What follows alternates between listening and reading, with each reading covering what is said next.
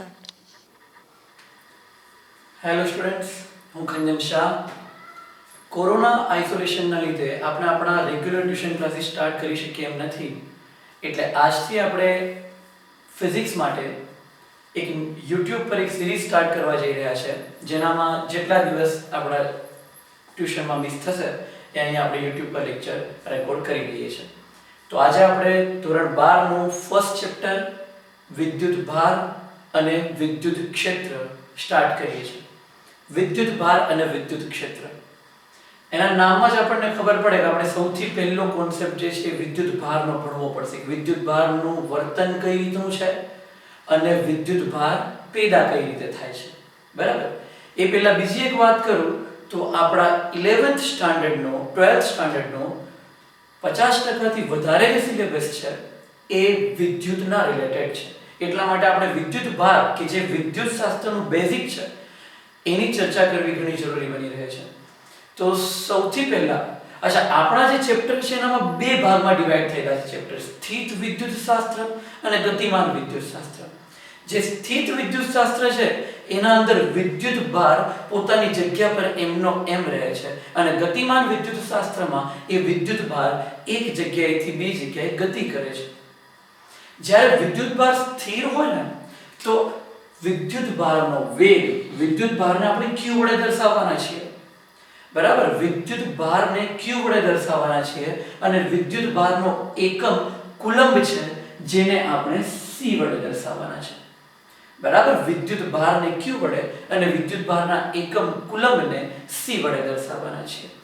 જ્યારે વિદ્યુત ભારનો વેગ 0 હોય તો આ સમયે વિદ્યુત ભારનું જે વર્તન છે એ સ્થિત વિદ્યુત શાસ્ત્રમાં ભણવામાં આવે છે, બરાબર. જ્યારે વિદ્યુત ભારનો વેગ 0 છે તે સમયે વિદ્યુત ભારનું જે વર્તન છે એ સ્થિત વિદ્યુત શાસ્ત્રમાં ભણવામાં આવે. અને જ્યારે વિદ્યુત ભારનો વેગ 0 ન હોય એવા સમયે વિદ્યુત ભારનું જે વર્તન છે, વેગ 0 ન હોય એનો મતલબ શું? 10મા ધોરણમાં આપણે વિદ્યુતનું ચેપ્ટર ભણીને આવ્યા, પ્રવાહ વિદ્યુત. એ ચેપ્ટરની અંદર જે વિદ્યુત ભાર હતો એ વિદ્યુત ભાર ગતિમાન હતો. ગતિમાન વિદ્યુત ભારને વિદ્યુત પ્રવાહ કહેવાય. એ વિદ્યુત ભાર ગતિમાન હતો. અહીંયા પણ આપણું જે ત્રીજો ચેપ્ટર છે એ પ્રવાહ વિદ્યુત જ છે, એટલે ત્રીજા ચેપ્ટરથી આપણો વિદ્યુત ભાર ગતિમાં આવી જશે અને પહેલા બે ચેપ્ટરમાં આપણો વિદ્યુત ભાર સ્થિર રહેશે.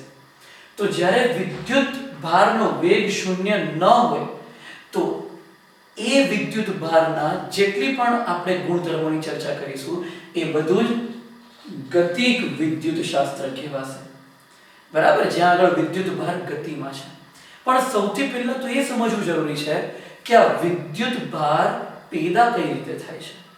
તો વિદ્યુત ભાર પેદા થવા માટેની ફક્ત એક શરત છે કે કોઈ પણ પરમાણુની અંદર પ્રોટોન અને ઇલેક્ટ્રોનની સંખ્યા સમાન ન હોય.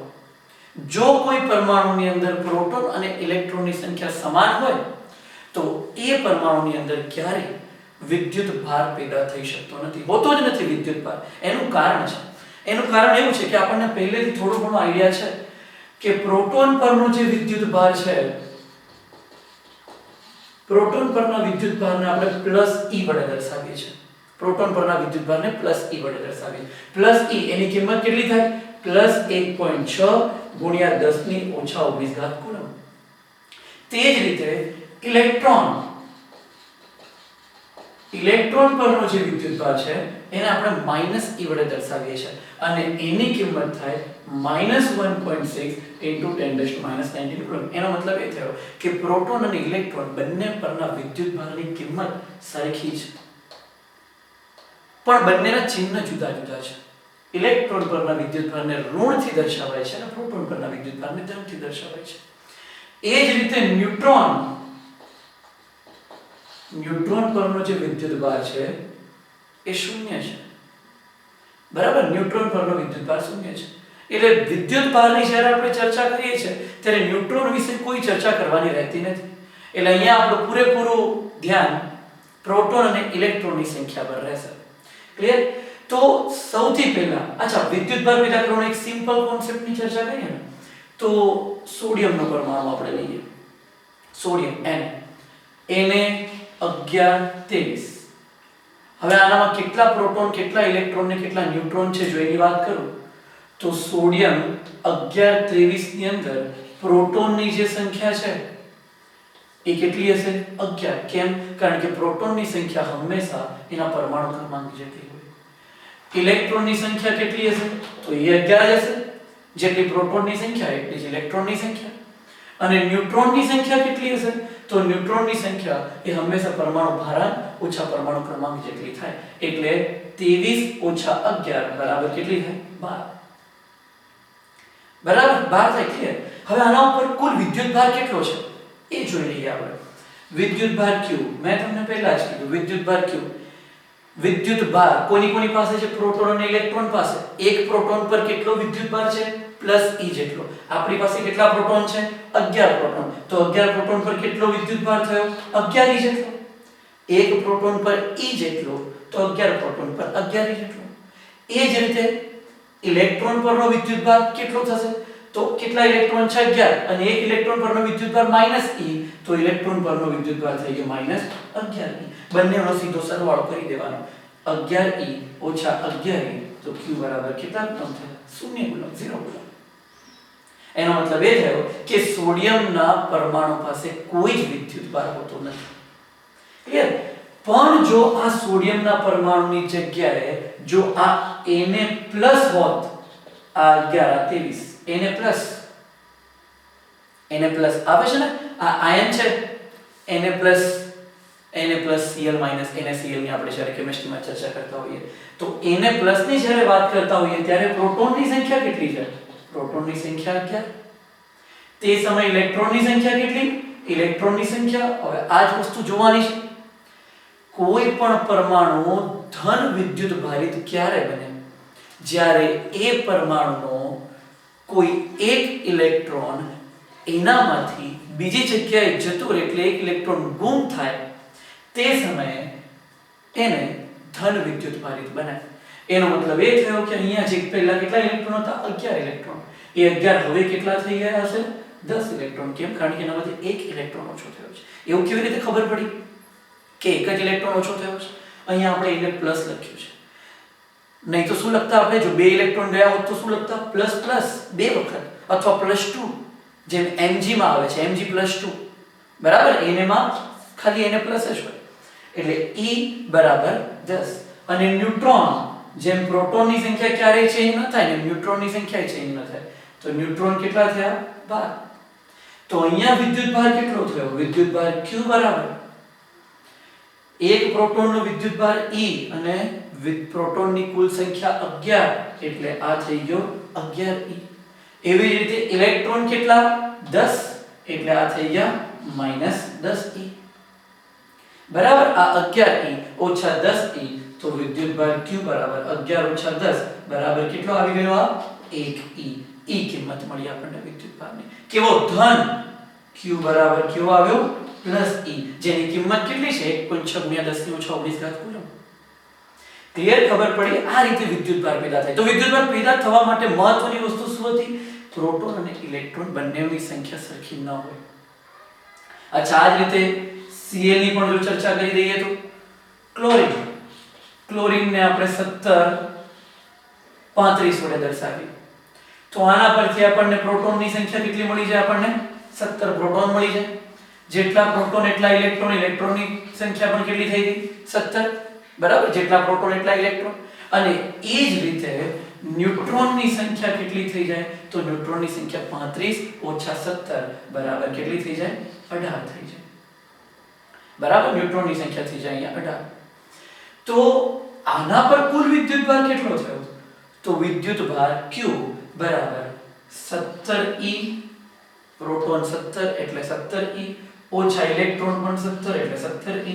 તો વિદ્યુતભાર Q બરાબર અહીંયા કેટલો થયો? 0 કુલમ. ક્લિયર? હવે આ ક્લોરીનની જગ્યાએ જો ક્લોરીનનો Cl 17 35 પણ Cl- ક્લોરીનનો આયન છે, તો એવા સમયે આ શું બની જાય? ક્લોરીન 17 35. હવે અહીંયા પ્રોટોનની સંખ્યા કેટલા થયા? પ્રોટોન અહીંયા 17. પ્રોટોન ક્યારેય ચેન્જ ન થાય, આપણે જાણીએ છીએ. એટલે પ્રોટોન તો 17 ના 17 એમના એમ. ઇલેક્ટ્રોનની કિંમત, અહીંયા ઇલેક્ટ્રોનની શું સિચ્યુએશન બને છે એવું જોઈએ.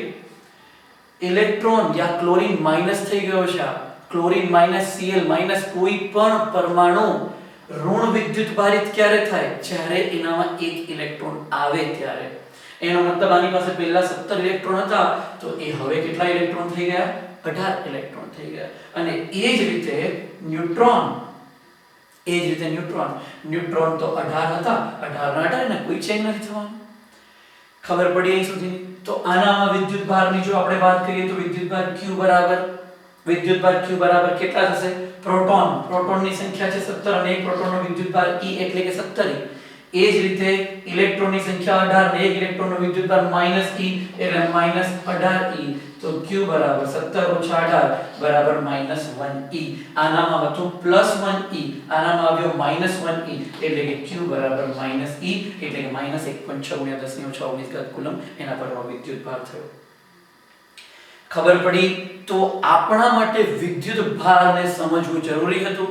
વિદ્યુતભાર કઈ રીતે ક્યારે વિદ્યુતભાર પેદા થાય? તો વિદ્યુતભાર પેદા થવા માટે એક જ ઘટના છે કે એના ઉપર પ્રોટોન અને ઇલેક્ટ્રોનની સંખ્યાનો સરવાળો સમાન, બંનેની કિંમત સરખી ન હોવી જોઈએ. બરાબર? એવા જ સમયે વિદ્યુતભાર પેદા થઈ શકે. આપણે આ બંને ઉદાહરણમાં જોયું, પ્રોટોન ઇલેક્ટ્રોન બંનેની સંખ્યા સરખી હતી તો વિદ્યુતભાર શૂન્ય આવ્યો. બંનેની કિંમત અલગ અલગ હતી તો કઈક વિદ્યુતભાર મળ્યો. કઈક વિદ્યુતભાર કેટલા પ્રકારના? વિદ્યુતભાર બે પ્રકારના. કયા બે પ્રકારના? ધન વિદ્યુતભાર અને ઋણ વિદ્યુતભાર. કોઈ પદાર્થ ધન વિદ્યુતભારિત ક્યારે બને?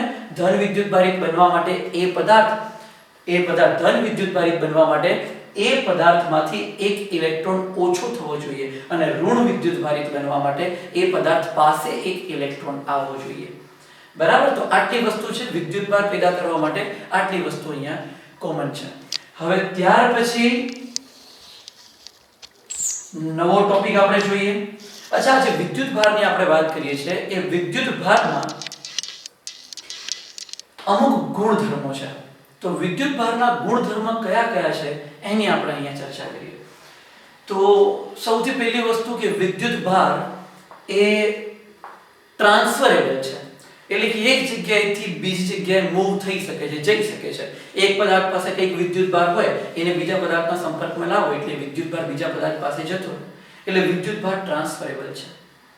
પછી બીજી વાત એવી છે કે વિદ્યુતભારનું ક્વોન્ટમીકરણ થઈ શકે છે. વિદ્યુતભારનું ક્વોન્ટમીકરણ થઈ શકે છે. ક્વોન્ટમીકરણનો મતલબ શું? ક્વોન્ટમીકરણ આપણે ફર્સ્ટ ટાઈમ ભણવા જઈ રહ્યા છે. ક્વોન્ટમીકરણ એટલે કોઈ વસ્તુ ફક્ત અને ફક્ત એના પૂર્ણાંક ગુણાંકમાં જ હોવી, અપૂર્ણાંકમાં ન હોવી. કોઈ વસ્તુ એના પૂર્ણાંક ગુણાકારમાં જ હોવી. એનો મતલબ એ છે વિદ્યુતભારનું ક્વોન્ટમીકરણ છે. નાનામાં નાનો વિદ્યુતભાર કેટલો? નાનામાં નાનો વિદ્યુતભાર હંમેશા E જેટલો હોય. એટલે આના પછી હવે આ સૌથી નાનો વિદ્યુતભાર છે 1E. સૌથી નાનો વિદ્યુતભાર છે આપણી પાસે 1E. એના પછીનો વિદ્યુતભાર 2E જ હોઈ શકે કારણ કે એક પછીનો પૂર્ણાંક 2 જ આવે. એટલે 1E પછીનો વિદ્યુતભાર 2E જ હોય. 2E પછીનો વિદ્યુતભાર 3E જ હોય. આ બધી વિદ્યુતભારની કિંમતો લખું છું. 3E પછીનો વિદ્યુતભાર 4E જ હોય. 4.1 ના હોય, 3.5 ના હોય, 2.6 ના હોય. 1E 2E 3E 4E આમ કરતા આપણે આને લખી શકીએ કે વિદ્યુતભાર Q બરાબર Ne. આપણે સૂત્ર આપણને મળી ગયું વિદ્યુતભાર Q બરાબર Ne. આ વિદ્યુતભારનું સૂત્ર થઈ ગયું. ક્લિયર? આને કહેવાય ક્વોન્ટમીકરણ. ક્વોન્ટમીકરણનો મતલબ કોઈ વસ્તુ એના પૂર્ણાંક સ્વરૂપમાં જ હોવી, એના નાનામાં નાની જે કિંમત છે એના પૂર્ણાંકમાં હોવી. બરાબર? એટલે કોઈક વિદ્યુતભાર 1.6 × 10⁻⁻19 હોય તો આના પછીનો વિદ્યુતભાર 3.2 × 10⁻⁻19 કુલંબ જ હોઈ શકે. કારણ કે 1.6 × 2 કરવાનું તો 3.2 થયા. એના પછીનો વિદ્યુતભાર 4.8 × 10⁻⁻19 જ હોઈ શકે. બરાબર? એટલે ક્વોન્ટમીકરણ કોને કહેવાય? તો કોઈ પણ પદાર્થ, જેમ કે આ પેન, આપણે બજારમાં પેન લેવા માટે જઈએ તો એક પેન માંગી શકીએ, બે પેન માંગી શકીએ, ત્રણ માંગી શકીએ. આપણે એવું ના કહી શકીએ કે 1.5 પેન આપો કે 2.4 પેન આપો. તો પેન ક્વોન્ટમીકરણ કહેવાય, પેનનું ક્વોન્ટમીકરણ થયેલું કહેવાય. ક્વોન્ટમીકરણ કે આના ટુકડા કરી શકાતા જ નથી, અને એવી વસ્તુ કે જેના ટુકડા કરી શકાય તો એનું ક્વોન્ટમીકરણ થયેલું ના કહેવાય. બરાબર. તો વિદ્યુત ભારનું ક્વોન્ટમીકરણ થાય છે Q = Ne. પછી બીજી વાત કે વિદ્યુત ભાર એ આપણે જ્યારે બહુ શરૂઆતની વાત કરીએ તો શરૂઆતમાં આપણને એવું લાગતું હતું કે કોઈ પણ પદાર્થ જે છે એ તત્વોનો બનેલો છે. તત્વ કોના બનેલા છે એ કોઈને ખબર નથી, એટલે આપણા માટે મૂળભૂત કણ તત્વ કહેવાતું. પણ ત્યાર પછી જેમ જેમ સમય વીતતો ગયો, સાયન્સ ડેવલપ થયું, એટલે આપણને ખબર પડી કે ભાઈ તત્વ છે એ ઘણા બધા અણુ પરમાણુઓનું બનેલું છે. એટલે આપણા માટે અણુ પરમાણુ એ સૌથી નાનામાં નાનો ઘટક થયો. કોઈ પણ વસ્તુનો સૌથી નાનામાં નાનો ઘટક અણુ પરમાણુ આપણા માટે થઈ ગયો. અણુ પરમાણુ કોનું બનેલું છે એ કોઈને ખબર નથી. પણ જેમ જેમ સમય વીતતો ગયો, સાયન્સ ડેવલપ થતું ગયું, આપણને એવું ખબર પડવા લાગી કે પરમાણુ પણ બે અલગ અલગ ઘટકોનો બનેલો છે. કયા કયા બે ઘટકનો બનેલો છે? તો પરમાણુ એ ન્યુક્લિયસ અને તેની આસપાસ ફરતા ઇલેક્ટ્રોનનું બનેલું છે. પછી હજી સાયન્સ ડેવલપ થયું એટલે આપણને એવું ખબર પડી કે જે ન્યુક્લિયસ છે એ પણ પાછું બે પદાર્થોનું બનેલું છે. એમાં એક છે પ્રોટોન અને એક છે ન્યુટ્રોન. તો હવે આપણી પાસે કુલ મળાવીને 3 મૂળભૂત ઘટકો છે અત્યારે. કયા કયા? તો પ્રોટોન, ન્યુટ્રોન અને એની આસપાસ ફરતા ઇલેક્ટ્રોન. એટલે આપણે અત્યાર સુધી જે સ્ટડી કરી એના અંદર આપણા માટે જે મૂળભૂત ઘટકો હતા એ પ્રોટોન, ન્યુટ્રોન અને ઇલેક્ટ્રોન હતા. પણ હવે જ્યારે સાયન્સ ડેવલપ થઈ ચૂક્યું છે ત્યારે આપણને એ પણ ખબર છે કે પ્રોટોન અને ન્યુટ્રોન પણ ક્વાર્ક્સ નામના કણોના બનેલા છે. બરાબર. પ્રોટોન અને ન્યુટ્રોન પણ ક્વાર્ક્સ નામના કણોના બનેલા છે. ક્વાર્ક્સ બે પ્રકારના છે. પ્રોટોન, ન્યુટ્રોન કોના બનેલા છે? તો ક્વાર્ક્સ નામના કણોના બનેલા છે. અને ક્વાર્ક્સના બે પ્રકાર છે. કયા કયા બે પ્રકાર છે? તો એક છે અપ ક્વાર્ક અને એક છે ડાઉન ક્વાર્ક. એક છે અપ ક્વાર્ક અને એક છે ડાઉન ક્વાર્ક. અપ ક્વાર્કની કિંમત +2/3 e જેટલી છે અને ડાઉન ક્વાર્કની કિંમત -1/3 e જેટલી છે. અપ ક્વાર્કની +2/3 e અને ડાઉન ક્વાર્કની -1/3 e જેટલી કિંમત છે. અને પ્રોટોન અને ન્યુટ્રોન બંને 3 ક્વાર્ક્સના બનેલા છે. પ્રોટોન અને ન્યુટ્રોન બંને 3 ક્વાર્ક્સના બનેલા છે. જો આપણે એની ઘટના જોઈએ, આનો સ્ક્રીનશોટ લઈ લેજો.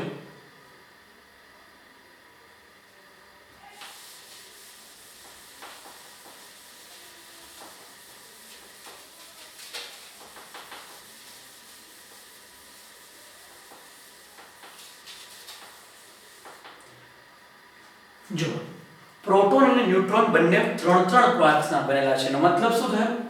પ્રોટોન, તો પ્રોટોનના અંદર બે અપ ક્વાર્ક છે અને એક ડાઉન ક્વાર્ક છે.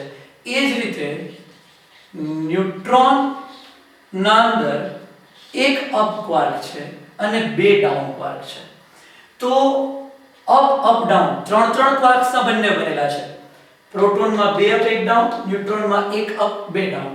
અપ એટલે +2/3 ઇલેક્ટ્રોન, બીજો અપ એટલે +2/3 ઇલેક્ટ્રોન અને એક ડાઉન એટલે -1/3 electron.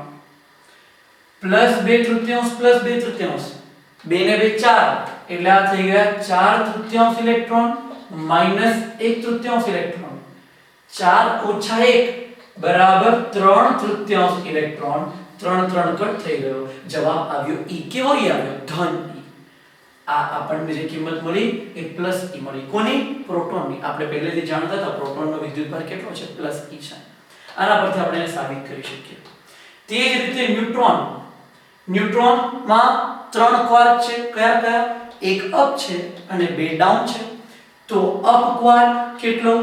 +2/3 electron, down quark -1/3 electron, ફરી ડાઉન ક્વાર્ક -1/3 ઇલેક્ટ્રોન બરાબર +2/3 ઇલેક્ટ્રોન -1 -2/3 ઇલેક્ટ્રોન. આ કટ થઈ ગયા. જવાબ આવ્યો 0. આપણને ખબર છે ન્યુટ્રોનનો વિદ્યુતભાર કેટલો છે, 0. તો અહીંયા આપણે એને સાબિત કરી દીધું. બરાબર. એટલે આના પરથી આપણને એક વસ્તુ ખબર પડી કે પ્રોટોન અને ન્યુટ્રોન પણ ક્વાર્ક્સ નામના કણોના બનેલા છે. ક્વાર્ક્સના આ ચેપ્ટરમાં આપણે બે પ્રકાર ધ્યાન રાખ્યા છે. કયા કયા બે પ્રકાર?